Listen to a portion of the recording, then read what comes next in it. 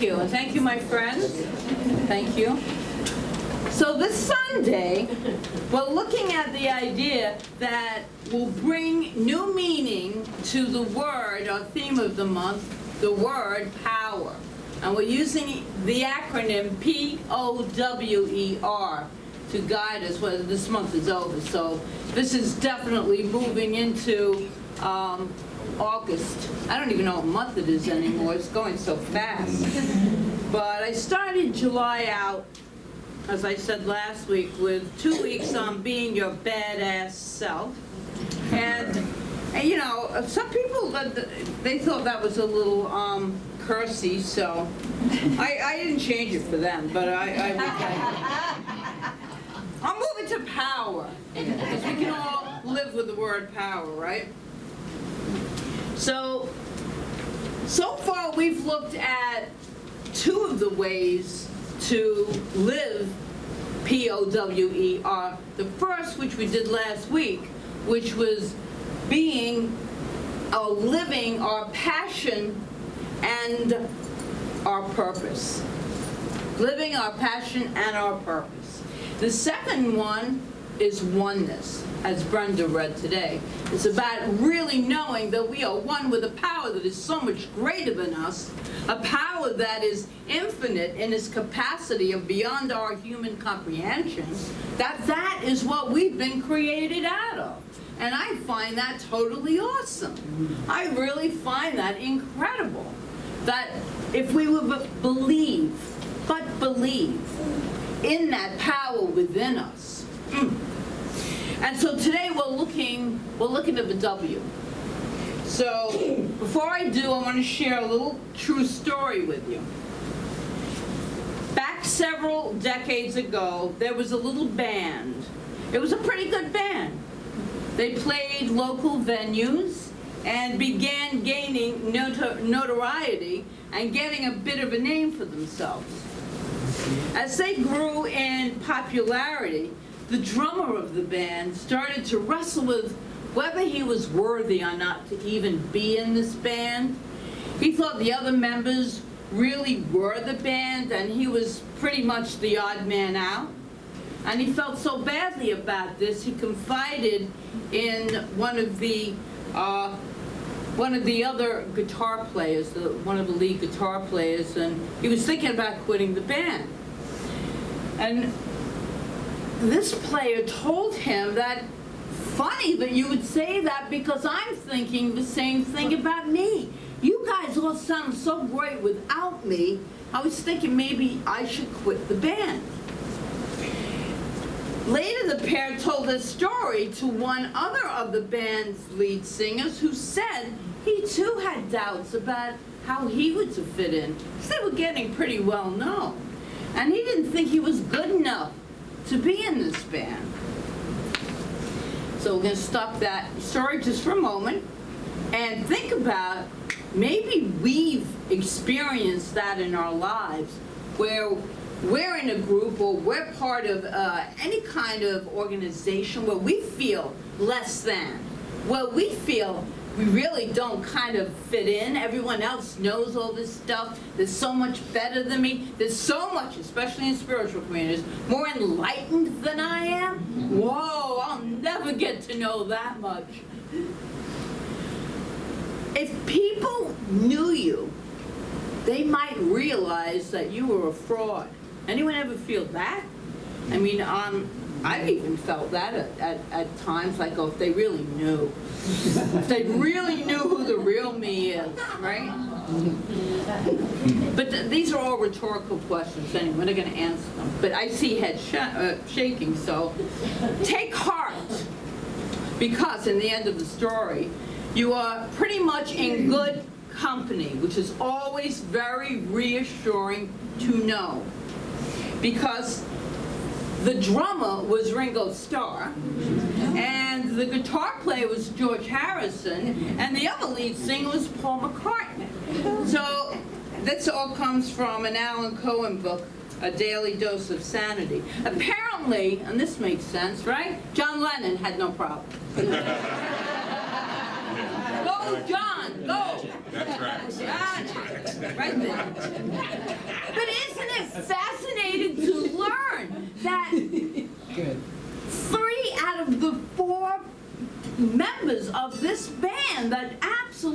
change the face of music, our culture, and the entire planet. Really, these poor people were really thinking that they didn't fit in, that they weren't good enough.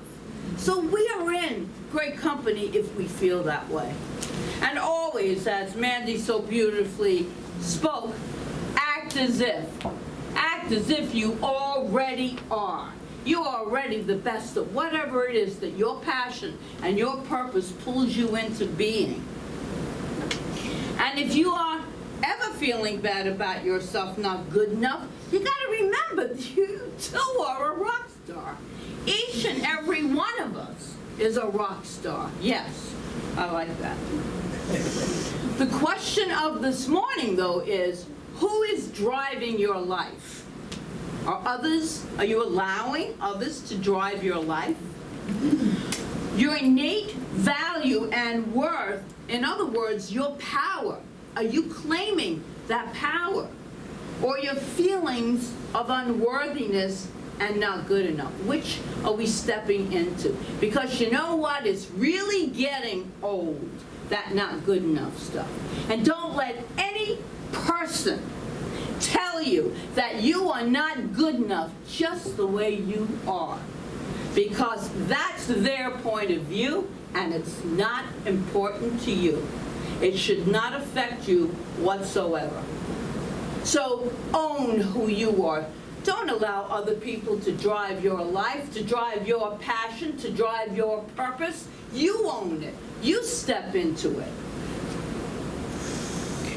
So, feeling unworthy is a big, big block to living from your true power, And I'm wondering if you notice what I did not say. I did not say that it is our only block of being unworthy. It really is that all the other stuff fall under not feeling. Because you are good enough, but not feeling good enough, not feeling worthy of whatever it is, of a relationship, of a job, of the way you look, not feeling that you fit in, that you're pretty enough, smart enough, good enough. You are. And that's for each of us to own, to live, and to really practice. Each and every one of us is worthy. It could be no other way because, as the reading said this morning, we're created out of this substance, this infinite substance of pure love and good. And it doesn't matter what we were told or were not told. It doesn't matter how we were treated or not treated. Aren't you getting tired of the victim consciousness? I mean, all those schlepping that around, that heaviness. Whether we were abused or abandoned, that's not important. What we ourselves have done or have not done. Over our lifetime, none of that changes our inherent wholeness. And that's W-H-O-L. You can do it. I have holy, so it's L-L-Y. Our holy worthiness. We are worthy. Ernest Holmes, in this thing called You, wrote this: we can desecrate but never lose the divine spark. It is always there. Your spirit already is perfect and an individualized center in the consciousness of God. God has made you out of himself. The only material he had was the substance of his own being. The only mind he had to implant was his mind. The only spirit he had to impart was his own spirit. And that is the spiritual truth. But rather than believe that, here's what some of us believe. Well, we're all moving into that knowing that the mind we use is one mind, that's God's mind, that's my mind now. It is the mind I activate. When we listen to that innerscape, the innerscape of our being, it will guide us, direct us. That's our God self. So this is what a lot of us believe. We believe that, tell me if this resonates with anyone, right before our souls incarnated, birthed into this human experience, we go through a stamping process. This whole lineup. We stand in this big long line, right? And God walks by with these great big stamps, and on our forehead stamps.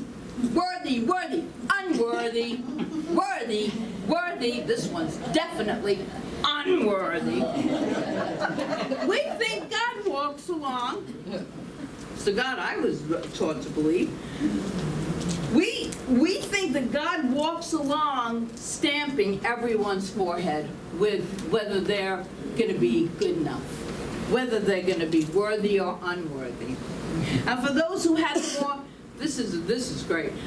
It's not really, but who had a more traditional upbringing, they were born in that original sin.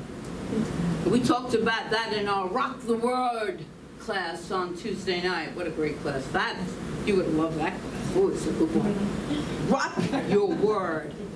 Anyway, we were born in original sin. Every baby that incarnates is a sinner. Okay, that's what Catholicism teaches. And that there's only one stamp on those that believe that, and that is unworthy. Because you're not worthy. You're not worthy, you're a sinner, right? And so you think that was, I think that stamp really is so ingrained in a lot of us, and even as we move into this newer, lighter way of being, that old remnants might still exist in a lot of people's consciousness and subconsciousness. New Thought believes that we were born in original innocence, and I love that. That's always stayed with me. I heard that many years ago, and it's always stayed with me. Original innocence. Completely worthy and deserving of unconditional acceptance and love, or of God as our birthright. Remember, we are heir to the kingdom of good. I cannot say that enough. We are heir to the kingdom of good. However you manifest that, it was shared with us, is through your intentions, and it's through your thoughts. God's grace is freely poured in, on, and through each and every one of us, for each one blessed. And these words from Holmes again. When your spirit already is perfect, an individualized center in the consciousness of God. So hear these again. God has made you out of, I like to say, itself. The only material he had was the substance of its own being. The only mind it had to implant was its mind. The only spirit it had to impart was its own spirit. So that just gives us to move more into that power consciousness. Moving from the old, it was done to me. Oh my God, I played that story so often, my family was like, oh please, I don't want to hear about your abused childhood anymore. It was like playing the same record over and over again. Even I didn't want to hear myself anymore. Yeah. You know, so you create a new story. You create a new story. Believe it and live from it, but let it be the happy story, the empowered story. This is from the Bhagavad Gita. God is flawless and the same in all. Therefore, all persons are established in the one. So please hear me this morning. God does not come around stamping any of us with any kinds of stamps. It's insane. When you think about, if you were brought up in certain religions, when you think about what was taught to you as a very young child, it's insanity. It's horrible. I could think of if you have grandchildren, or if you're a parent, think of your child.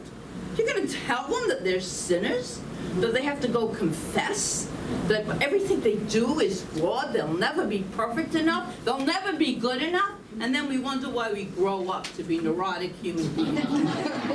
Really?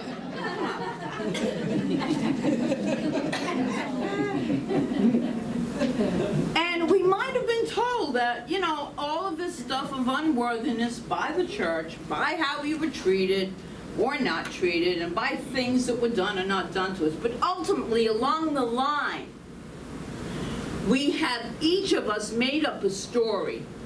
So we get to that point, we become a little more, some of us, mature, and we start with the story.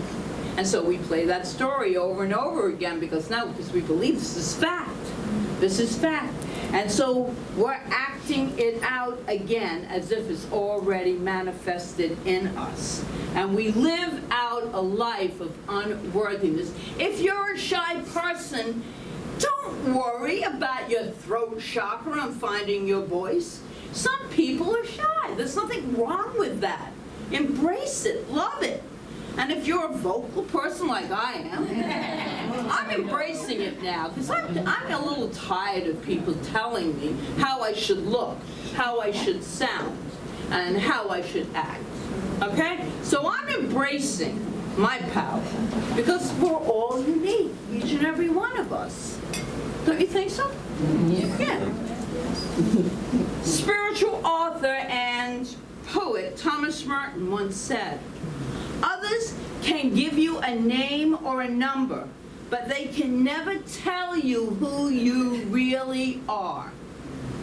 That is something you yourself must discover from within." Feeling unworthy is a result of a story you've told yourself about yourself. Feeling unworthy is not a fact. It's not a fact. It's something you made up. However you made it up, you made it up. It's not true. So it is my deepest, most heartfelt desire that each and every one of you see who you are, who you really are. See the infinite beauty that is within. All of us. There's a beauty within us and who you are meant to be.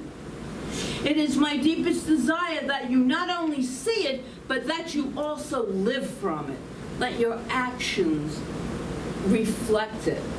Let them it can be in a soft way, it can be in a gentle way, it can be in a loud, booming way. But be authentic. That was a big thing during our Badass Self-Talk series. You know, I love saying that. Some people didn't like it, but it was part of that series. Living our authentic self. So, we're not only going to do it this morning, I want us to, we're going to have a little embracing of this for ourselves, within ourselves. So, I'm going to go into an internal exploration. So I'm inviting all of you to join me. And I'm inviting you to close your eyes for the next few moments. Just take, and of course, take that breath. And just take an inventory of your feelings of worthiness. And I want you to look to any pockets or knots of unworthiness, not enoughness that might be hanging around in you. And you may find more than one, but let's focus on the big one. And breathe into it. Now let the breath of spirit surround it and fill it. Don't try to figure it out or analyze why it's there. And please do not chastise yourself because it's still there after all my years of spiritual work. Just breathe into it. And as you breathe into it, I want you to see the knot slowly begin to untie. And with each deepened breath directed at that knot, it loosens until at last it is untied. So in place of a knot, you just see a floating ribbon untied, floating around, and you watch it float away. And as it floats away, you bring your attention back to the room.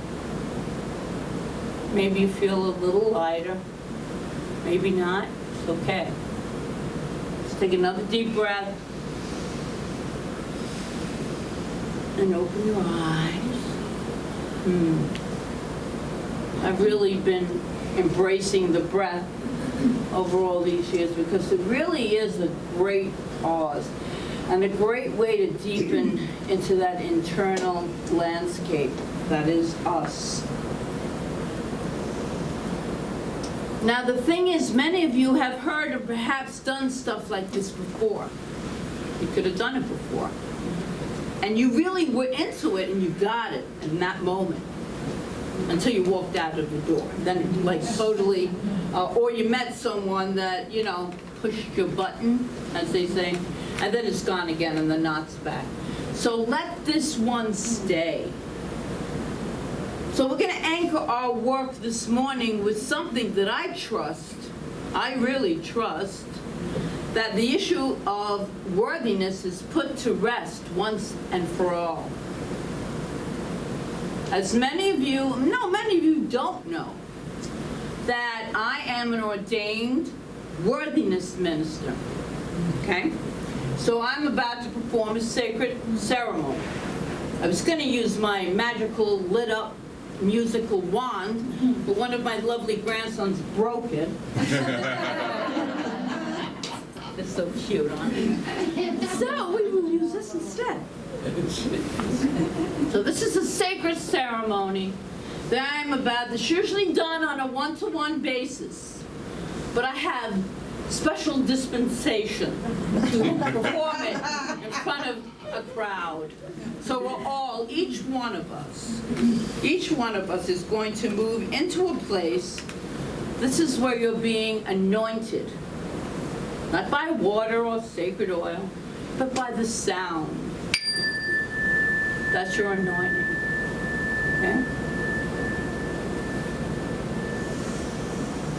So each and every one of you is a full expression. You're deepening into this. Deepening into being a full expression of your worthiness this very, very day. Are you ready? Yes. Just a few of you? Okay, that's fine. The rest of you can just sit there. But us who would choose to become worthy. The stories that you have made up of your unworthiness are now removed from your mind, from your heart, and from your life.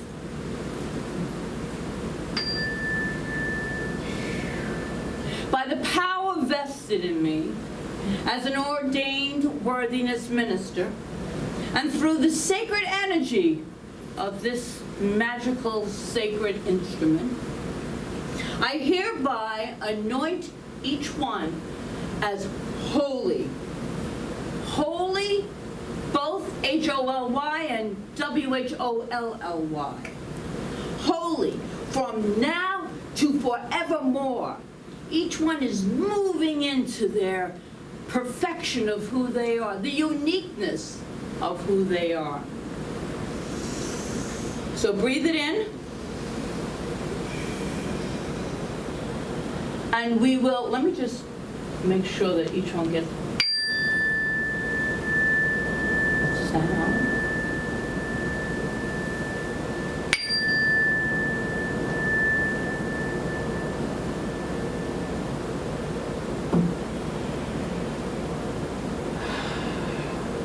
So we're going to anchor this in with some beautiful words from the Sufi mystic Rumi, which I have slightly tweaked to make them personal for each and every one of us, like an affirmation. So I want you to repeat them after me, because you are now worthy to receive all. I was born with potential. I was born with potential. I was born with goodness and truth. I was born with goodness and truth. I was born with ideals and dreams. I was born with ideals and dreams. I was born with greatness. I was born with greatness. I was born with wings. I was born with wings. I was not meant for crawling, so I won't. I was not meant for crawling, so I won't. I have wings. I have wings. I will learn to use them and fly. I will learn to use them and fly. And so it is. And so it is. Bless you.